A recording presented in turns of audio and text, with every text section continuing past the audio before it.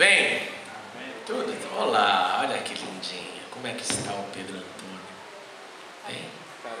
E uns morenos aqui, meu Jesus, vocês mesmos, meu Pai do céu. Bem-vindo ao calor. Bom vê-los, Roy e Sandra. Que legal, que legal.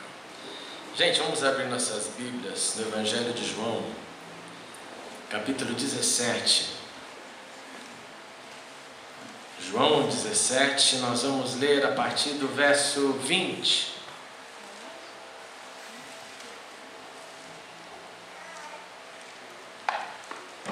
João 17, deixe sua Bíblia aberta. João 17, verso 20, diz assim: minha oração não é apenas por eles, rogo também por aqueles que crerão em mim por meio da mensagem deles, para que todos sejam um. Pai, como tu estás em mim e eu em ti, que eles também estejam em nós, para que o mundo creia que tu me enviaste. Dei-lhes a glória que me deste, para que eles sejam um, assim como nós somos um, eu neles e tu em mim. Que eles sejam levados à plena unidade, para que o mundo saiba que tu me enviaste e o amaste como igualmente me amaste. Pai, quero que os que me deste estejam comigo, onde eu estou, e vejam a minha glória, a glória que me deste, porque me amaste antes da criação do mundo. Pai justo, embora o mundo não te conheça, eu te conheço, e estes sabem que me enviaste. Eu os fiz conhecer o teu nome, e continuarei a fazê-lo, a fim de que o amor que tens por mim esteja neles e eu neles esteja. Vamos orar mais uma vez. Pai, obrigado por esse dia, por esse calor tão gostoso, por ver que a família do Roy, da Sandra de volta depois dessas férias. Muito obrigado porque o Senhor os levou e os trouxe na proteção do Senhor. Obrigado por cada vida que aqui está, Senhor. Dá-nos uma noite que possa ser um marco em nossos corações. E para que isso aconteça, eu te suplico, abre o nosso entendimento agora. Abre as nossas mentes e corações e dá-nos atenção devida e fale conosco para a tua glória e para a edificação da tua igreja, em nome de Jesus, amém e amém. Irmãos, os registros que são encontrados do capítulo 13 do Evangelho de João até o capítulo 17 do verso de João, é um conteúdo muito específico da Bíblia, dos Evangelhos a que me refiro, e principalmente no que diz respeito das últimas palavras de Jesus. Eu estou querendo dizer com isso: se você quiser saber as últimas palavras de Jesus antes da crucificação, antes de toda a paixão, do sofrimento, das torturas, tudo aquilo que Jesus passou, você tem que ler o Evangelho de João, porque é ali que o evangelista João foi o que mais gastou palavras falando sobre isso, ali na reta final, naquilo que nós chamamos dos discursos do cenáculo. E só para você se lembrar da importância disso, quando nós pensamos na cerimônia do lava-pés, lembra? Foi João que nos falou sobre isso. Quando nós falamos e lembramos sobre Jesus colocando o maior dos mandamentos, que é amar como Deus já tinha falado na lei, o amor ao próximo, o amor a Deus, mas Jesus fala: um novo mandamento vos dou, que vocês se amem agora como eu estou amando, em outras palavras, dando a vida. João, é nessa narrativa que está. Você tem uma ideia naquela manifestação da promessa do Espírito: vai vir o conselheiro, eu vou para o meu Pai, mas eu envio o Consolador. Está também nesse trecho. Aquilo que virou música, lembra? Aquele que tem os meus mandamentos e os guarda, este é o que me ama. Também nessa narrativa. A perseguição, Jesus falando: se prepare, vão vir dias ruins, nesse mesmo trecho. E finalmente aquele verso que é um dos mais mais falados nos dias de hoje, diante das lutas, que é: no mundo tereis aflições, mas tende bom ânimo, pois eu venci o mundo. Tudo isso é conversa de Jesus no cenáculo, antes de enfrentar a traição de Judas e o sofrimento. E aí ele chega, como disse, que é do capítulo 13 ao do capítulo 17, no verso 26, leia em casa. Jesus chega na conclusão, e a conclusão é a oração de Jesus. Jesus, depois de falar, ele para e ora. E ele faz 3 orações. A primeira oração que ele faz, depois de ter deixado as suas últimas palavras, é por ele mesmo. Ele fala: Senhor, em outras palavras, a luta vai ser dura. Eu preciso da tua graça. Eu preciso da tua mão. Jesus ora por ele mesmo. Segundo, Jesus ora pelos seus discípulos. Que discípulos? Aqueles que seguiam, que estavam ali com ele. Por aqueles que caminharam com ele. E por último, que foi o trecho que lemos, Jesus ora por um povo do futuro. Jesus ora por um povo que viria mais tarde. Um povo que, depois de Jesus ter partido, esse povo se multiplicaria por terem escutado a mensagem. E é essa a oração, em outras palavras, a oração que Jesus fez por você, a oração que Jesus fez por mim. E é impressionante você imaginar isso, que Jesus, antes de encarar a cruz, ele para por um minuto e ora por aqueles que viriam, por nós. E ele começa no verso 21, por favor, olha comigo aí. Dizendo, primeiro dando essa informação: a minha oração não é somente por os discípulos que estão ao meu redor, a minha oração é também por aqueles que vão crer em mim. E de imediato, no verso 21, Jesus dá a primeira petição dele: para que todos sejam um. Para que todos sejam um. E a pergunta é: como? E a resposta do evangelista aqui para a gente é: ser um como Deus e Jesus eram um. Mas ainda fica a necessidade de responder isso. Como que Jesus e Deus eram um, gente? Como que Deus e Jesus, 2 pessoas, eram um? E a resposta nos mostra, no mínimo, 2 eventos. O primeiro é a mesma essência. 2 pessoas com a mesma essência. Segundo, 2 pessoas que seguem o mesmo cronograma. Porque não existe unidade com cronogramas diferentes. Concorda? Não dá para você ter uma mente querendo para a direita, outra para a esquerda e falar: estamos na unidade. Não dá. Unidade é o mesmo caminho. Jesus está dizendo: Pai, Jesus está pedindo, Jesus está orando: faz aqueles que crerão em mim no futuro um, como eu e o Senhor somos 2 pessoas, Jesus, Filho e Deus Pai, somos um, temos a mesma essência e temos o mesmo cronograma. Nós somos parceiros, nós somos cúmplices, nós andamos em unidade e nós andamos na mesma disposição, porque não tem unidade se não houver disposição mútua. De novo, se eu tenho uma disposição e você tem uma disposição e juntos nós mantemos o mesmo pace, uma mesma velocidade, uma mesma caminhada, essa unidade ela permanece, ela continua, ela cresce porque andamos juntos. E para isso ficar claro, imagine o seguinte: você imagina um belo dia Jesus acordando lá na Galileia e falasse assim: rapaz, eu estou com uma fraqueza, eu estou fraco hoje, eu estou com preguiça, eu não vou fazer nada, Deus me perdoe. Já sentiu assim? Quando a preguiça invade? Não vou fazer, eu estou cansado. Imagine se Jesus tivesse preguiça. O Pai o enviou com uma missão, a missão dele teria somente 3 anos de ação, e ele falou assim: estou cansado,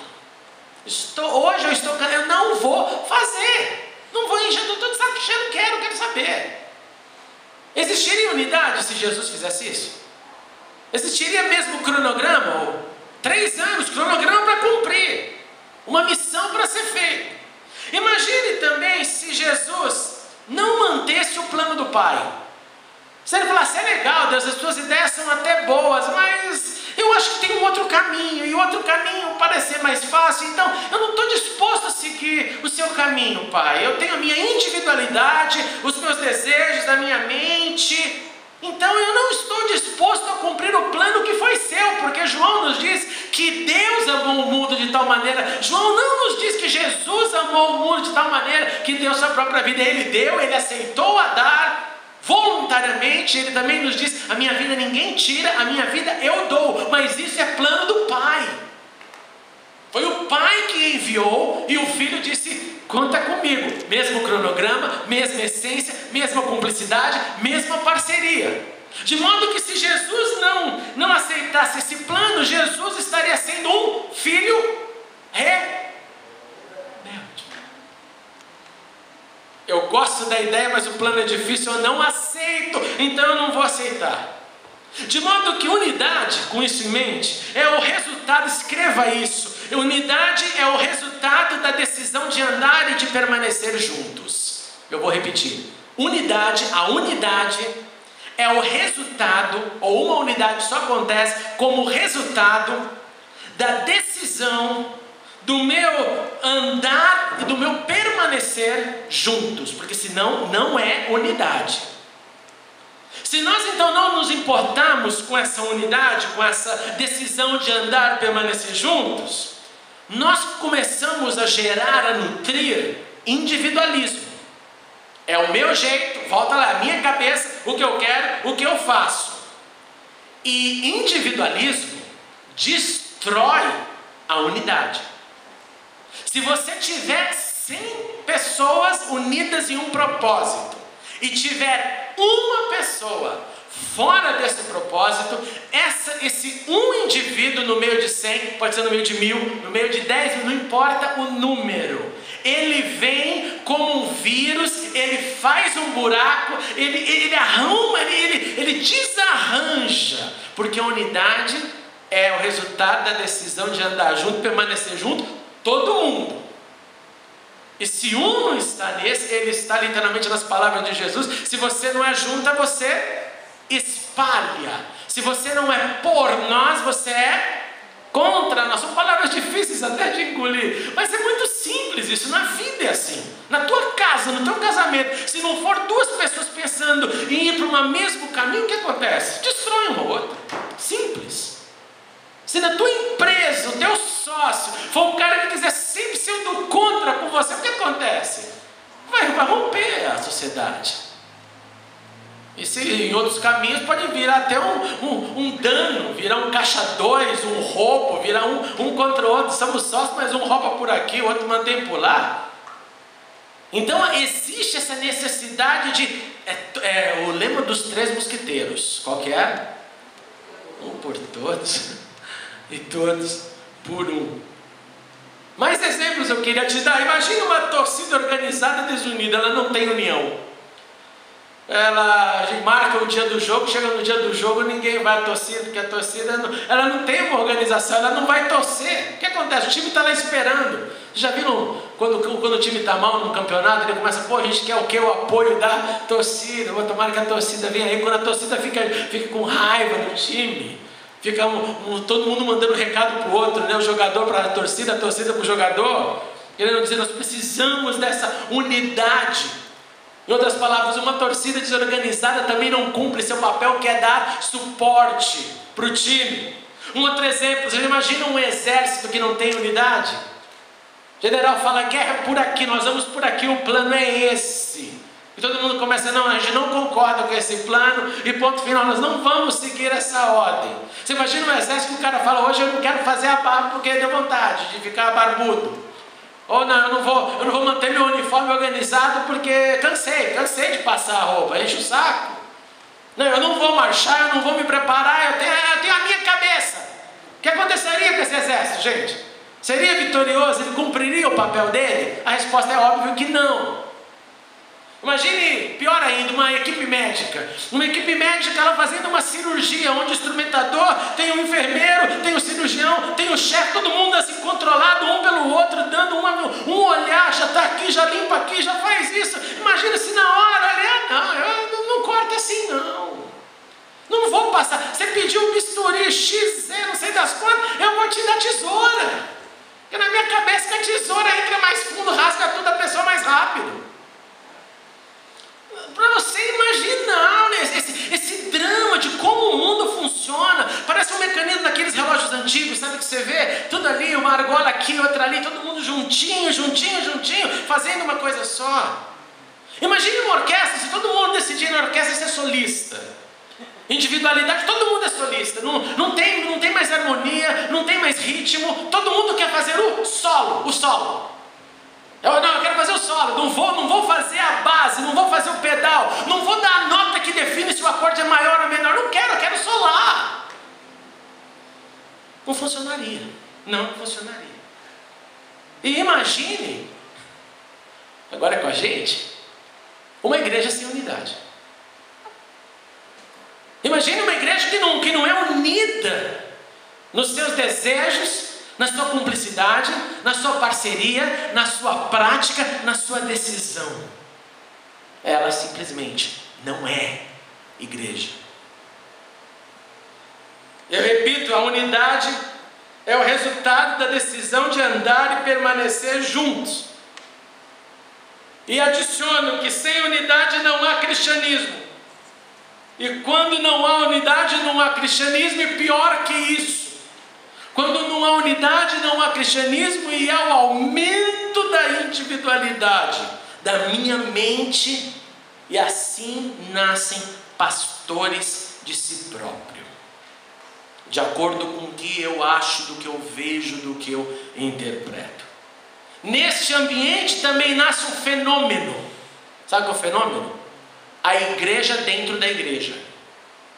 Dentro da igreja tem a igreja. E nem todo mundo é igreja.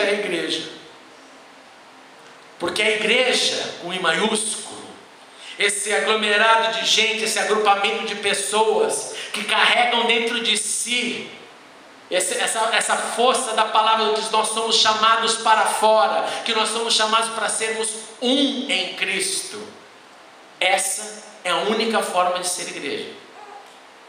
Então, quando eu lembro de uma época no Brasil que convivia com muita gente, numa igreja bem grande, e tinham muitas pessoas que chegavam e eles simplesmente aceitavam desenvolver essa prática. Olha, o negócio é o seguinte: agora eu vou na igreja, já que a igreja é grande e ninguém me vê, eu entro, sento, assisto o culto, e quando está 5 minutos antes da oração final, eu vou embora. Porque eu não quero conversa, eu não quero me relacionar, eu não quero papo com ninguém. As palavras, o camarada ia, usufruía de um momento de louvor, de adoração, de palavra, e falava tchau, eu não preciso de ninguém, porque ninguém aqui é legal, ninguém aqui é bom, ninguém aqui é suficiente, ninguém aqui é como eu, então eu uso o serviço e vou embora correndo. Em igreja grande isso é muito comum, porque ninguém nem enxerga, né? Está no meio de 3.000 pessoas, entra quantos sem reparar um ao outro?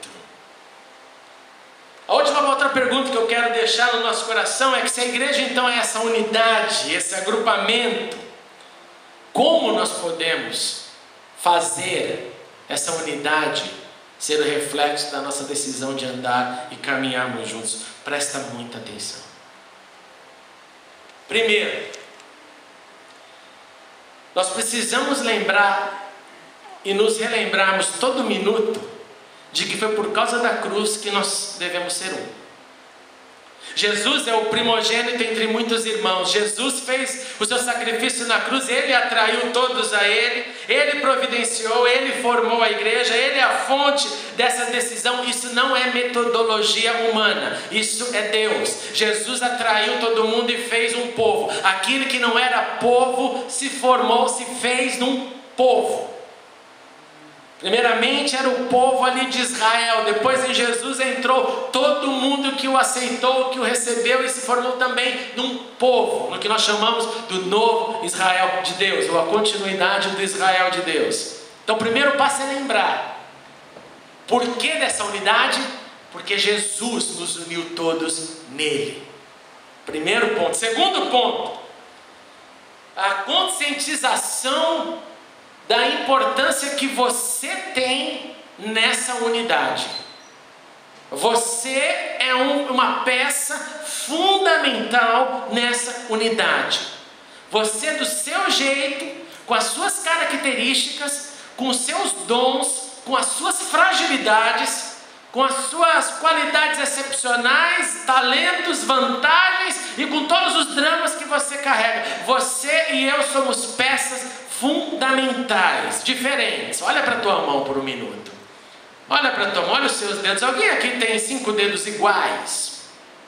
Você pode ter uma unha semelhante, você pode ter uma estrutura de dedo parecida, se você não tem um dedo totalmente torto ou machucado de alguma forma. Isso aqui para mim é um lindo reflexo do corpo de Cristo. São 5 dedos diferentes, ambos pertencem à mesma mão, eles têm funções diferentes. Se a gente perder um deles, a mão já não é mais a mão que dá para fazer tudo o que uma mão pode fazer. Por exemplo, se você toca um instrumento e perder um dedo, meu filho, você não vai ter mais como atingir o máximo da sua mão. Na força, dependendo do dedo, você não vai ter a força de segurar, porque dependendo do equilíbrio do dedo que você perder, você perde o dedão, por exemplo, você segura só que isso aqui é uma coisa. Agora com o dedão você abraça o negócio e segura.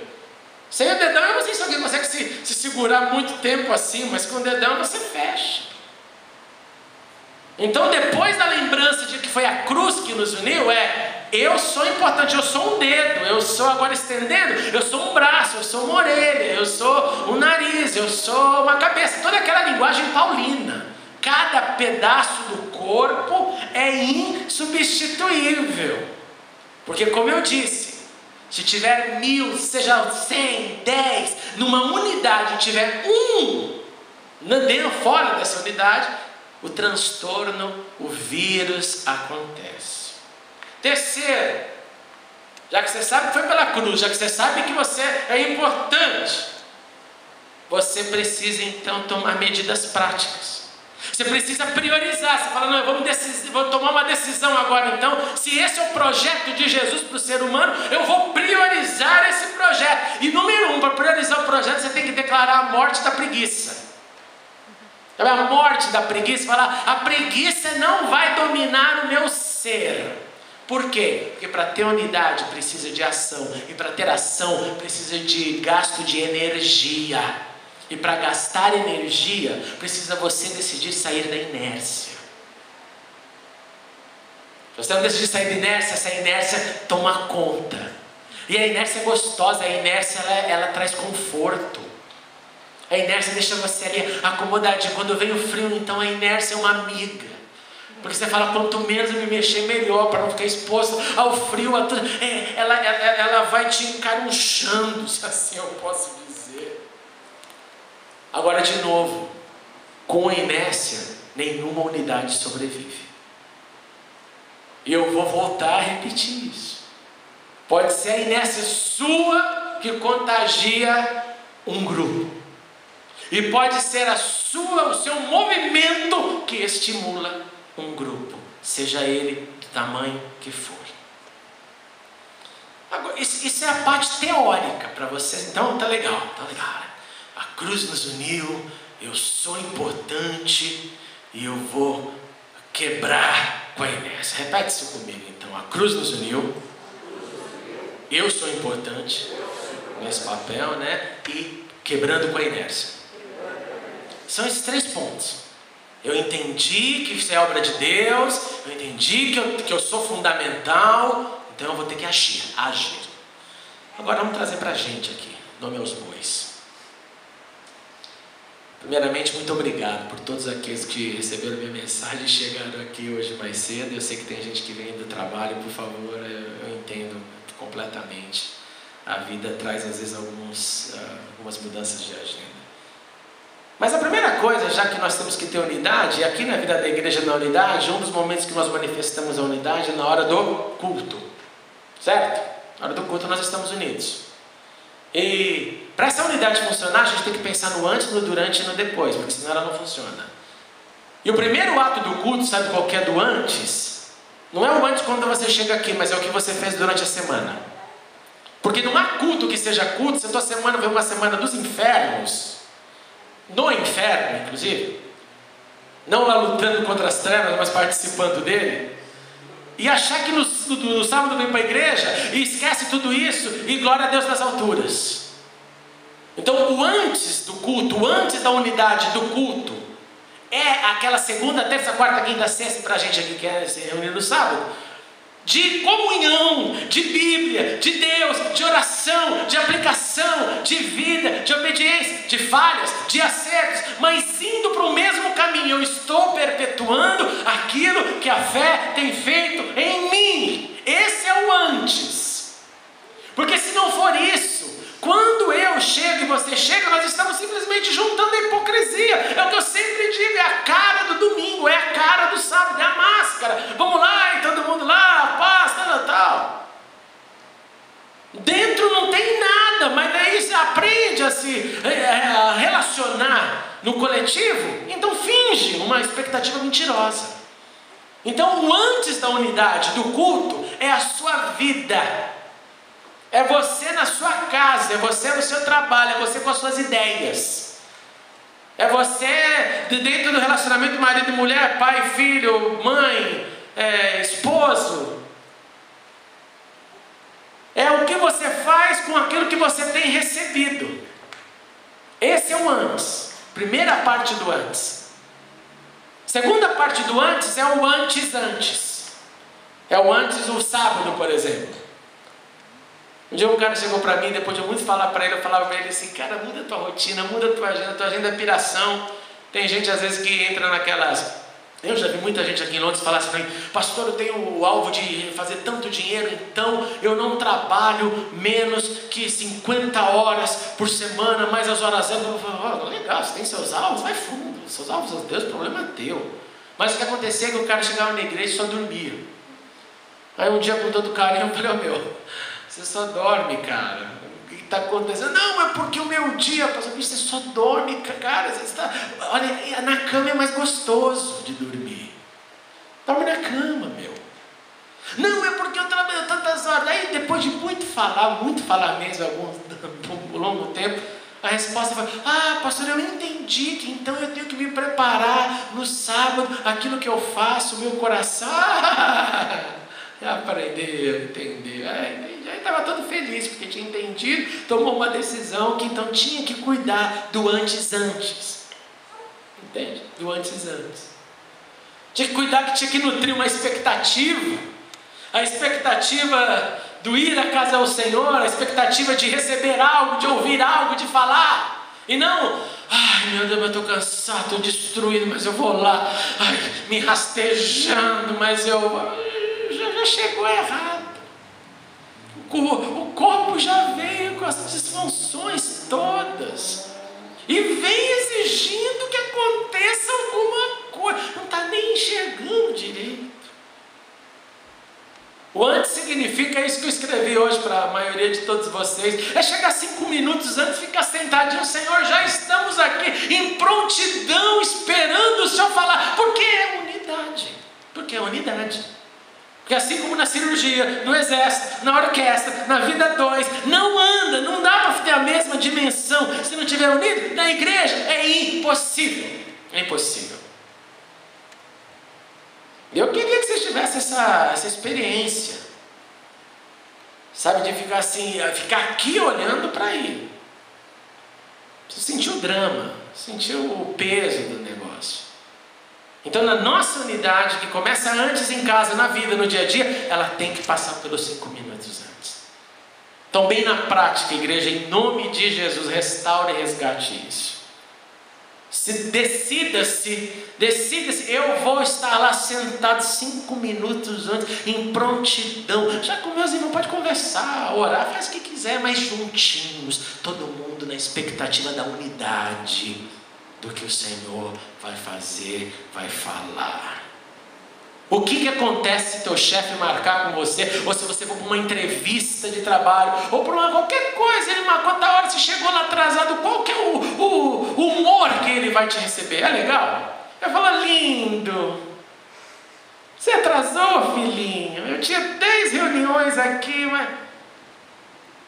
Eu tive uma paulada da minha tutora na universidade, que na verdade ela me mandou uma mensagem para mim marcando um horário e eu confundi o horário. Ela mandou eu estar 12:30 e eu confundi que era 1:30. Literalmente. Fui na porta dela 2 minutos, 1h28, bati na porta, foi uma confusão, porque meio-dia e meia eu estava em aula, então eu falei, ela não pode ter marcado para me ver no horário de aula, então eu fiz o shift 1h30, mas na hora ela tinha marcado para eu sair, ela também esqueceu que eu tinha aula, né? Mas tecnicamente era para eu sair da aula e ir lá falar com ela. Eu nunca vou me esquecer esse dia. A mulher abriu a porta, eu cheguei todo feliz, oi, o Corsé, ela abriu a porta, o que você está fazendo aqui? Eu vim para a nossa reunião, eu estava te esperando há 1 hora atrás. Eu falei, não, mas você falou meu e-mail. Não, você abre o seu e-mail que está lá 12h30. Eu tenho uma vida, eu tenho um cronograma, o mundo não cuida do meu horário, sou eu que cuido dele, tchau. Eu falei, não, você me perdoe. Na hora, eu falei, você me perdoe, eu confundi, eu estava na aula. Aí ela até... Você estava na aula? Eu falei, estava na aula, a aula acabou, agora 1 hora, eu achei que eu tinha meia hora ainda para lanchar e vim te encontrar. Nossa, ficou um clima horrível, ficou um clima horroroso, demorou mais algum tempo para a gente conseguir se acertar depois, mas a culpa era minha, eu confundi o horário. Porque essa disposição, ela gera já ela nutre a expectativa. Pessoal do louvor, responde para mim aqui. É gostoso chegar aqui e não ter ninguém para louvar? É? Vocês gostam? Responde, fala alto. Nossa. Igreja, agora todo mundo aí. É gostoso estar no lugar vazio, não sentir esse calor humano gostoso de todo mundo, de um apoia o outro, a voz, a palma, é gostoso? Todo mundo gosta, assim, o silêncio, né? Você gosta? Eu acho que não. Você acha que se isso então é algo que tem que ter transformação e mudança, quando vai haver? Quando a gente pensar no antes e se preparar no antes. E lembrar, como eu falei, incentiva ou contamina qualquer grupo da história. Depois do antes nós temos o durante. E o durante nosso, que é o momento dessa unidade do culto, esse durante, nós tiramos da Bíblia, sabe o que? Toda a teologia dos Salmos. Como que os caras tinham a unidade que a gente lê no livro dos Salmos. Se você está ouvindo a dose do dia, você já sabe muito sobre isso. De mãos levantadas, alegres na sua presença. Um dos capítulos 5, 106, 107 de Salmos, 3 Salmos falam igual, mas rendei graças ao Senhor, com gratidão ao Senhor, porque Ele é bom. Salmos nos ensina como chegar na presença de Deus, levantando mãos santas, suplicando, batendo palma. Tudo que a gente faz durante o culto está lá no livro de Salmos. Então o durante, para ter essa unidade, precisa ser como várias fagulhas, sabe, pegando fogo junto, seguindo isso, seguindo esse desejo, essa vibração. Porque senão é como uma torcida que todo mundo está lá gritando o amado nome do Corinthians e tem um lá mudo assim, que droga, vai perder. Não estou falando do time contrário, estou falando do mesmo time. Porque é isso que acontece. O corpo, a presença negativa já vem, traz a urucubaca, a nuvem preta vem junto assim, chovendo em cima do indivíduo, dá um sol gostoso, o cara está com a nuvem preta em cima. A unidade durante, ela reflete um momento, um expandir, um tirar de dentro tudo aquilo de emoção que a gente tem, que a gente carrega. E é hora de levantar e entregar nas mãos de Deus. Não sei se você está assistindo os Paralímpicos, mas é fantástico a ver. Às vezes a pessoa não tem os braços como muitos daqueles que vocês têm visto, tem só um toquinho, mas na hora da vitória que o cara faz abaixa, ele levanta. Isso me tocou tanto essa semana. Porque quem levanta é sinal de vitória, de contato, de gratidão. Por isso que o texto vai ficar repetindo: levante suas mãos, levantemos as nossas mãos, unidade. Por que Adolf Hitler fazia esse sinal? Por quê? Porque ele inventou, ele gostava? Porque ele quis estabelecer um contato que unificasse. Quando a Bíblia fala então desse momento durante, ela nos incentiva a ter um body language, de ter um mecanismo unidos no Senhor, que não tem nada a ver com lavagem cerebral, tem a ver com expressão do coração, como qualquer campeão, como qualquer atleta quando ganha quer vibrar. É como se vibre, é como se o salmista falasse: vibre na presença de Deus, vibre na presença de Deus. Por último vem o depois, e o depois é a comunhão, é o encorajamento, é o momento de conversarmos, é o tempo que a gente tem aqui, graças a Deus, nós temos lutado por todos esses anos, para termos um link café, para a gente fofocar, para a gente conversar, para a gente se abençoar, para a gente falar dos problemas, para a gente pedir oração, para a gente compartilhar o que estamos vivendo. E esse depois tem que nutrir amizades, e dessas amizades expandirem para outros lugares, não só aqui, mas nas casas, nos ambientes, nos passeios, na vida, nas visitas, nos jantares e almoços juntos. É o depois. E esse depois me leva para casa, te leva para casa, com a vontade de continuar mais uma semana na aplicação do que eu vivo, e depois nos reunimos novamente. Isso é sábado. Isso é sábado. Agora tem também o segundo componente, que segundo a Bíblia, Atos capítulo 2, verso 43, abre comigo rapidinho lá, Atos 2, 42.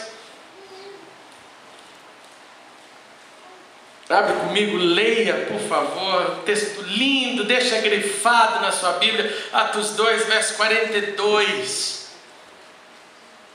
Para entender que tudo isso aqui não tem tática, isso aqui é Deus, isso aqui é a palavra de Deus, simples, crua e nua. Atos 2,42 diz o seguinte sobre os primeiros cristãos: eles se dedicavam ao ensino dos apóstolos, essa palavra tinha aula, a comunhão, ao partir do pão e as orações, comiam junto, oravam junto, aprendiam juntos. 43, todos estavam cheios de temor, e muitas maravilhas e sinais eram feitos pelos apóstolos. A ausência de temor faz com que os sinais se diminuam.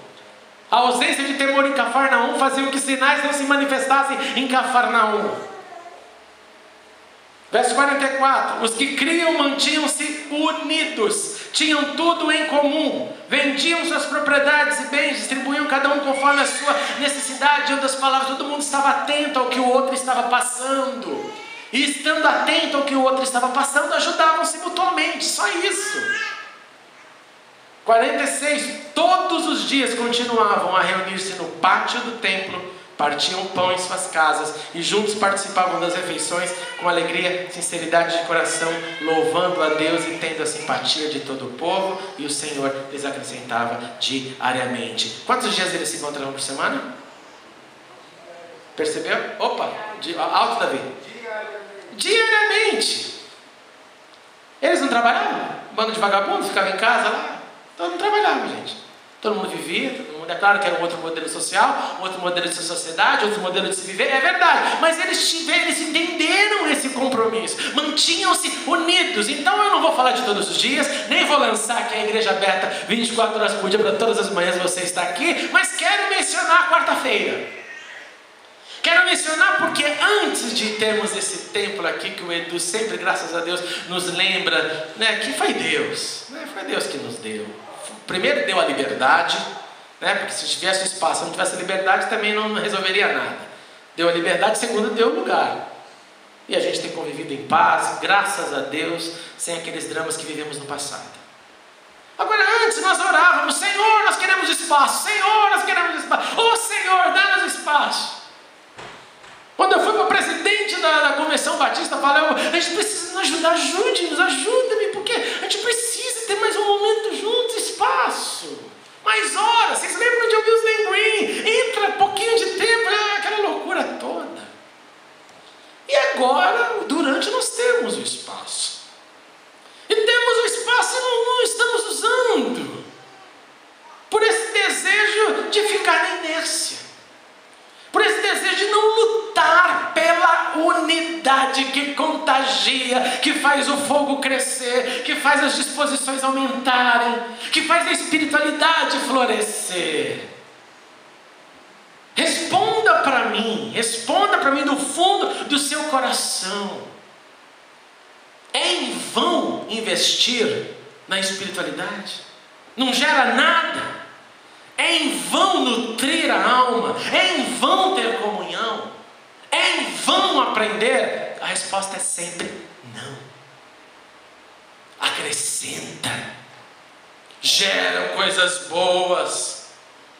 Mas aqui não dá. Tudo bem, então aonde está o teu encontro menor? Onde está, seguindo a Bíblia, onde está o teu encontro menor? Onde está a sua casa? Onde está o encontro das casas?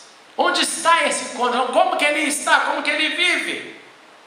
Como que ele deixa o coração ser aberto? Que é o contrário do individualismo, como eu disse. Agora, se isso não acontece, irmãos e irmãs, é porque talvez o desânimo, o esfriamento, ou pior que isso, ouve isso, é a cegueira que faz qualquer pessoa acreditar que não, do jeito que está, tá bom, está suficiente, do jeito que tá tudo bem, tá super suficiente, então é só manter. E não está. E não está. E não está bom, e não está suficiente. E não é suficiente para uma espiritualidade ativa, para uma unidade, para um contagio. Essas distâncias, esse deslocar de sujeitos.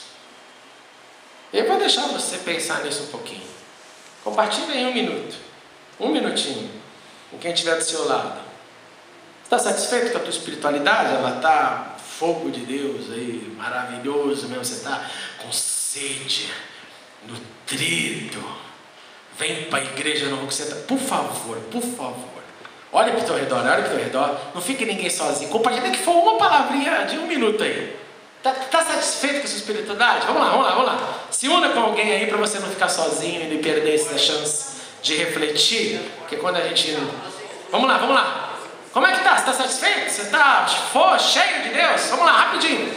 Procure alguém, rapidinho. Vamos lá.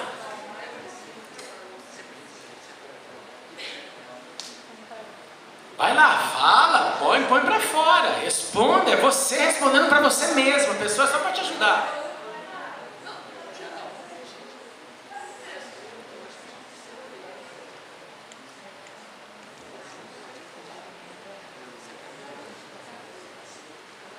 Você que nos assiste pela internet, faça o mesmo, pergunte e responda.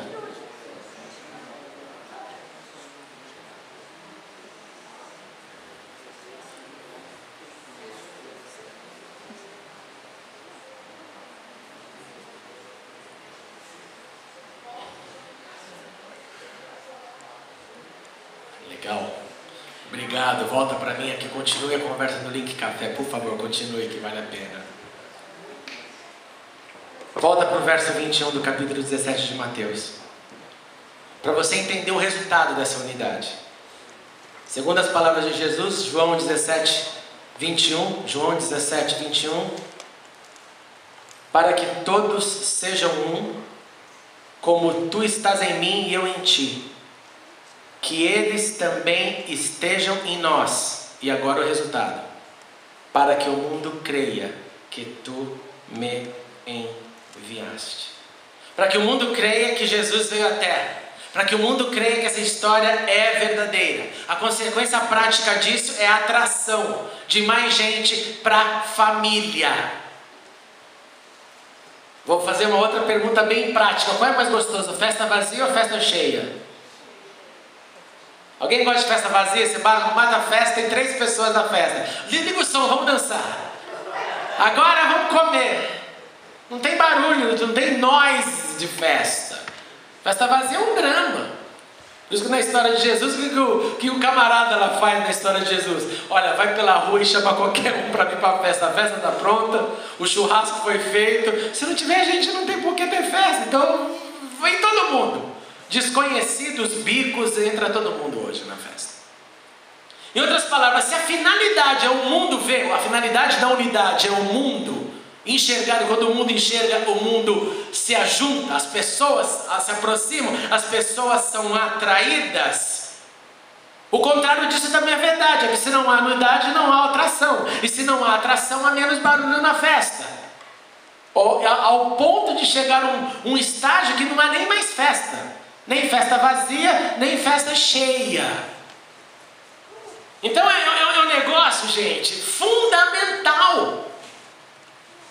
Se é isso que Jesus, na sua última oração, ali naquele momento de sofrimento, disse: para que eles sejam um como eu sou um com o Pai, e consequentemente que o mundo então perceba, ou em outras palavras, seja atraído, sejam unidos. E aí nessa unidade é o transbordar da vida, mais pessoas, mais serviço, mais conexões, mais dons, mais barulho, mais alegria. Você traz uma alegria para mim, você chama a minha atenção de uma forma que só você chama. Já pensou nisso? Eu gero algo em você que só eu gero. Porque você é você e eu sou eu. E não tem outro ser como você, nem outro ser como a mim. De modo que quando esse plural aumenta, é muito legal. Porque daí a troca é maior. A troca é melhor. Já tem gente de todos os lados, de todos os passados, com anseios de presente e de futuro, e isso é gostoso demais. Agora, quando a família fica assim com as mesmas caras, como nós temos ficado, e graças a Deus pelo menos temos ficado, vai tornando aquela, já vem, já começa a Rebeca, sabe? Você sabe que não, né, Rebeca? Filhinha querida. Mas não é assim, gente. Não tem aquele desejo dessa relação expandir. É gostoso demais. Eu amo conhecer gente. Por causa disso. Porque eu vou dar algo e vou receber. Porque eu vou dar algo e vou receber. Na troca do amor, do carinho, do afeto, das experiências da vida. Eu vou aprender, vou poder ensinar. Quando Jesus orou por nós, irmãos e irmãs, Ele concluiu que Ele repartiu a glória dele, que Ele repartiu a presença de Deus, porque Ele, sendo primogênito, Ele recebeu primeiro, mas Ele repartiu essa glória. E mais que isso, Ele fez tudo isso. Olha lá no verso 23, por favor. Que eles sejam elevados, eu neles, tu em mim, leia aí. Que eles sejam elevados à plena unidade. Não é só unidade, é unidade plena. Porque unidade pode ser só um momentinho, unidade plena não, é o tempo inteiro nessa vibração, nesse caminho. E ele conclui esse texto pedindo ao Pai que essa unidade, que a nossa unidade com Ele, continue, e que Ele continuaria nesse processo, que só vai terminar quando Ele retornar. E Ele confirma que vai continuar na sua oração a manifestar o amor dEle, o amor de Jesus. E aí Ele faz uma declaração linda: Deus, o amor que eu recebi do Senhor, Pai, o amor que eu recebi, que estejam neles. Neles quem? Em você, em mim, naqueles que creriam um dia. Olha que coisa linda. É como a Camila um dia chegar para alguém e falar: o amor que eu recebi do meu pai é o amor que eu quero dar para você. Caramba, tomara que eu escute isso um dia. O amor, o afeto, tudo aquilo que a gente recebeu em casa, que meus filhos falem isso ao mundo, é o amor que eu quero dar ao mundo. É o que Jesus está falando. Pai, o amor que eu recebi do Senhor, que eles tenham. Tenham para quê? Para ficar para eles? Não, tenham para eles primeiramente e para eles entregarem, compartilharem. Eu quero deixar como pergunta para a gente responder em nome de Jesus: o que nós faremos diante disso? O que você vai fazer diante disso? O que eu vou fazer diante disso? Nós vamos continuar dando o mínimo e querendo o máximo? Não dou nada pela unidade, mas quero o máximo, quero serviço, eu quero ver as coisas acontecendo. Mas e aí, o que você está disposto a dar? Não quero dar nada, não vou dar nada, não vou fazer nada, não vou mudar a minha rotina. O que nós vamos fazer? E a Bíblia faz muito disso quando ela termina com aquele tipo de frase: quem tem ouvidos, ouça o que o Espírito diz à igreja. Eu não falei aqui nada que não esteja fundamentado na palavra. O que nós faremos? Nós continuaremos sem unidade plena? Uma unidade meia boca, uma unidade fraca, uma unidade equivocada, uma unidade fragilizada, uma unidade que não é unidade, entendeu? Ela é desprezível, ela não se mantém, ela não contagia, pelo contrário, ela deprime. Como nós vamos continuar? Terceiro, se a unidade é o resultado da decisão de andarmos e permanecermos juntos, e de sermos moldados juntos nessa caminhada, minha pergunta é direta: qual que é a sua e a minha decisão quanto à unidade? Qual que é a sua e a minha? Porque como eu iniciei essa conversa, a tua inércia me afeta, a tua ação me afeta, a tua motivação me afeta, a tua indiferença me afeta, e tudo isso, vice-versa, também é verdadeiro. Se a nossa decisão for positiva, o reflexo vai abençoar todo mundo. Se a nossa decisão for negativa, o reflexo vai afundar todo mundo. Ouça isso. Se a nossa decisão for, nós vamos mudar, nós vamos deixar o Senhor transformar, nós vamos olhar para um horizonte novo. E eu tenho batido nessa tecla, porque como eu já tenho anunciado nesse púlpito, nós temos, e eu estou gastando todos os meus neurônios para pensar em como vai ser a próxima década. Como vai ser a próxima década da igreja. Não a década do mundo, da vida, mas da igreja. E eu acho que nós precisamos então resgatar em nome de Jesus esse desejo, anseio de unidade. O contrário disso, irmão, seria eu continuar tocando barco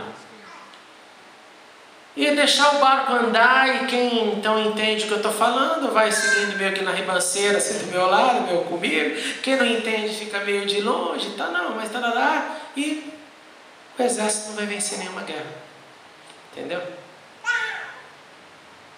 O deixar é simplesmente me acomodar e falar, vamos. E eu vou te falar, eu sou tentado pra caramba para fazer isso. Viu? Tentado pra caramba para fazer isso.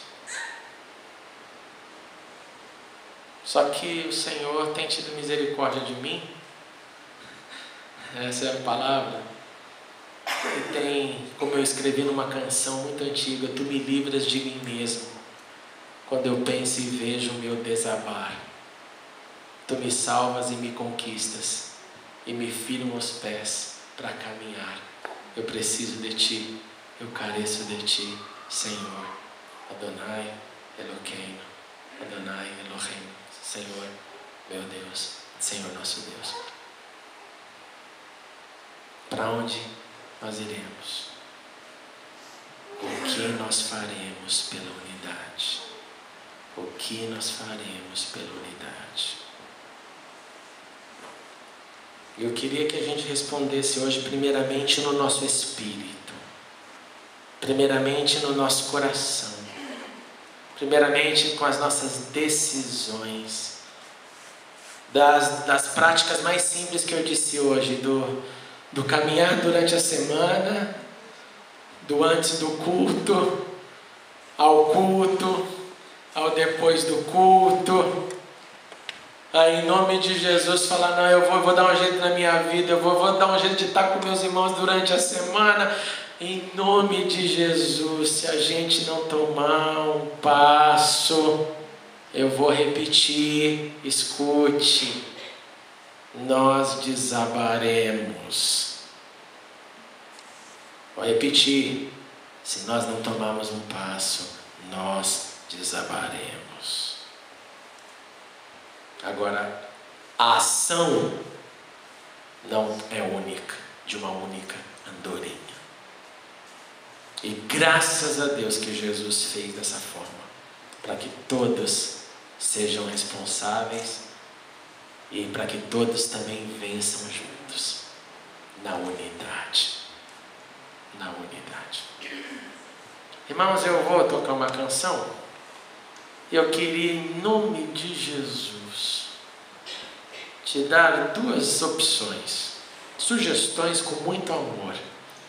Se você quiser orar sozinho no teu canto e ter o teu momento aí de Senhor, eu vou tomar minhas decisões agora de como eu vou agir, faça. Fica sozinho, está tudo bem. Se você precisar de ajuda, se você se sente fraco, ou simplesmente quiser ter o carinho, o toque, o abraço de alguém, procure alguém para orar. Mas em nome de Jesus, não vamos sair daqui sem tomar uma decisão de ação. A Bíblia diz que tendo Davi servido a sua geração, ele fechou seus olhos, ele morreu, ele descansou. Com essa alegria, eu servi minha geração. Eu quero terminar assim, eu quero que a Link Church termine assim, tendo servido a nossa geração, o nosso momento, o nosso kairos no grego, o nosso tempo, que todo mundo vai morrer um dia, que descansemos em paz por termos feito o nosso papel.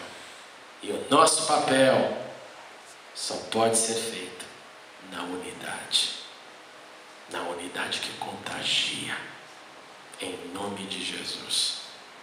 Escolha alguém ou clame ao Senhor pelas respostas, pelas ações. É o teu momento com Deus, o teu momento com Deus. Se quiser falar com alguém, ora com alguém, fica à vontade.